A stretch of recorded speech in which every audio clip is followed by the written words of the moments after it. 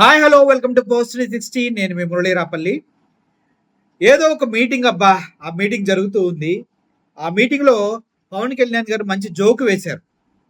ఆ జోకు చూసిన తర్వాత నాకు అవునా నిజమా అనిపించింది. కానీ దాని మీద స్పందిద్దామా వద్దా అని ఒక సందిగ్ధంలో ఉన్నా.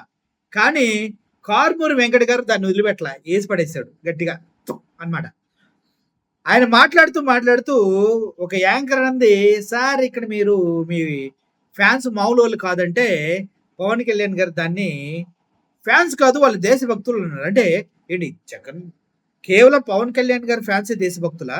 ఓహ్! ఇది పెద్ద గోడే. నేను కూడా ఆశ్చర్యపోయా, ఏంటి ఇలా అంటున్నాడు, మంచి కామెడీగా అన్నాడే అనుకున్నాను గానీ, కారుమూరి వెంకట గారు దాన్ని ధీటుగా స్పందించడం, నవ్వి ఏమన్నా అయితే నాది బాధ్యత కాదండి. కేవలం దేశభక్తులకు అధ్యక్షుడైన పవన్ కళ్యాణ్ గారు ఆ నిజమైన దేశభక్తులను గుర్తించిన బైరెడ్డి సిద్ధార్థ రెడ్డి గారిదే బాధ్యత. ఎందుకీ ఏ దేశం అనే కదా మీ సందేహం? అదేనండి, పవన్ గారు బానిసత్వం చేస్తున్న జై టీడీపీ దేశం. ఆ దేశభక్తులు జనసేన పార్టీ కూలీలు. అంటే టీడీపీకి కూలీలుగా ఉన్న అటువంటి వాళ్ళనే దేశభక్తులు అంటారు.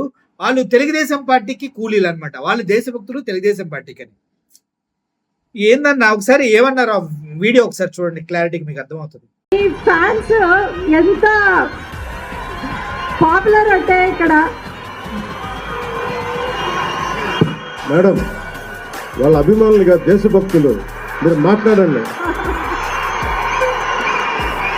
చూసారు కదా, ఏదేమైనా పవన్ కళ్యాణ్ గారు కొద్దిగా ఏదో ఫ్యాంటసీలో ఉంటారు, ఏదో సూపర్ స్పీషియస్ వరల్డ్ లో అలా తిరుగుతూ ఉంటారేమో అనిపిస్తుంది నాకు.